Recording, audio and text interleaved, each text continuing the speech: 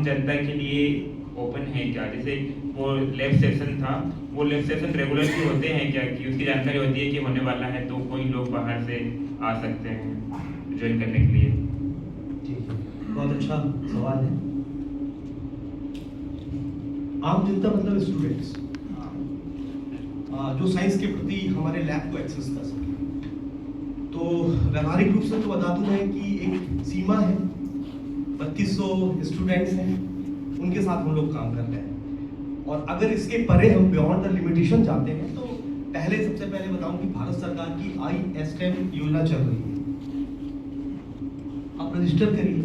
अगर किसी प्रकार की लैब फैसिलिटीज, किसी प्रकार का सैंपल अगर आपको यहाँ पर आके अपना टेस्ट कराना है, हाँ हो सकता है कि उसमें कुछ रजिस्ट्रेशन फी वगैरह होगी, ठीक है। तो ये लैब्स की फैसिलिटीज डेफिनेटली उसके माध्यम से आप एक्सेस कर सकते हैं, है ना। जैसे आप CIF गए थे, CIF मैं कह सकता हूँ कि मध्य प्रदेश और पूरे देश में इतने बड़ी बड़ी इंस्टीट्यूट हैं, IITs हैं, NITs हैं, आपका ISRO है, न जाने कितने सारे ICAR, मतलब तमाम तरीके के भारत सरकार के वो हैं। लेकिन एक छत के नीचे एक जगह पर इंस्ट्रूमेंट सिर्फ आईसर भोपाल में मिलेगा, सब जगह है लेकिन एक छत के नीचे।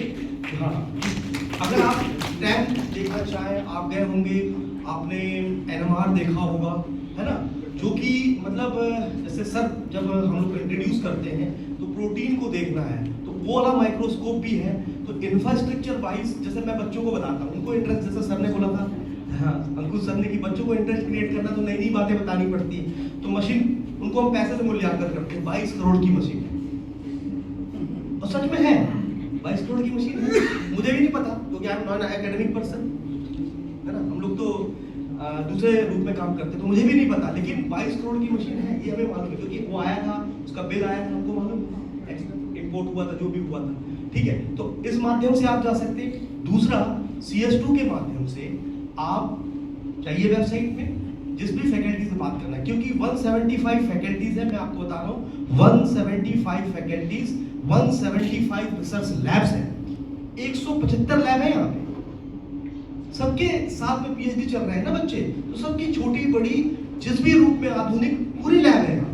तो अगर आप उनसे संपर्क करेंगे, उनसे बातचीत स्थापित करेंगे, तो निश्चित तौर पर आपको किसी न किसी रूप में बहुत रेगुलर मोड में, लंबे समय के लिए तो नहीं, लेकिन आपको अगर थोड़ा भी सहारा देने की बात आए तो आपकी हेल्प की जाती है। तो एक लिमिटेशन के तहत हम लोग इतना काम करते हैं। आप CS2 के माध्यम से लैब में विजिट कर सकते हैं। अगर आपको सैंपल्स, अगर आप उस स्तर पे काम कर रहे हैं, सैंपल वाले स्तर पे काम कर रहे हैं, तो ISTEM के माध्यम से आप सैंपल यहाँ पे भिजवा सकते हैं, है ना। उसमें थोड़ा रजिस्ट्रेशन फीस होता है।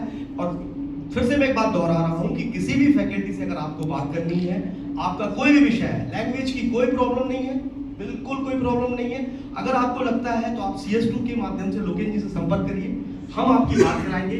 बात कराने के बाद हो सकता है कि वो आपको यहाँ बुलाएं, एक दिन बुलाएं, आपको बताएं अपना समय निकालकर। तो इतने ही एक लिमिटेशन है। तो पब्लिकली अगर ओपन है तो ये है। अब पब्लिकली तीसरे रूप में कैसे ओपन किए हम लोगों ने, 2025 में सर 5000 बच्चों ने विजिट किया है स्कूल और कॉलेज की, बहुत बड़ी संख्या होगी, 5000 बच्चों। झारखंड का भी टीम यहाँ आया, तो ये भी एक ओपन हो गया। भले वो बहुत क्षणिक रूप में आके उन्होंने देखा, लेकिन कहते हैं कि अगर जज्बा पैदा करना है तो सिर्फ देख भर ले, जज्बा पैदा हो जाता है। तो काफी ओपन सोसाइटल आउटरीच के माध्यम से हमारी योजना चल रही है, लेट्स एक्सप्लोर आईसर भोपाल। इसके माध्यम से हम बच्चों को लगातार, कॉलेज के बच्चों को, स्कूल के बच्चों को, टीचर्स को, अभी बस नेक्स्ट मंथ में टीचर्स ट्रेनिंग है, फिर अगस्त में टीचर्स FDP है, बहुत सारी ट्रेनिंग होती रहती है। अभी सिंगरौली डिस्ट्रिक्ट, आप लोग मध्य प्रदेश से या बाहर से? सिंगरौली जी, सिंगरौली डिस्ट्रिक्ट से भी अभी दिसंबर में उनकी 30 लोगों की एक एस्ट्रोफिजिक्स पर वर्कशॉप है। तो ऐसे लगातार हम काम कर रहे हैं, इस माध्यम से आप जुड़ सकते हैं। और मैं समझता हूँ कि अगर आप प्रयास करेंगे तो निश्चित तौर पर जो भी हमारे पास फैसिलिटी है उसको अवेल करना है।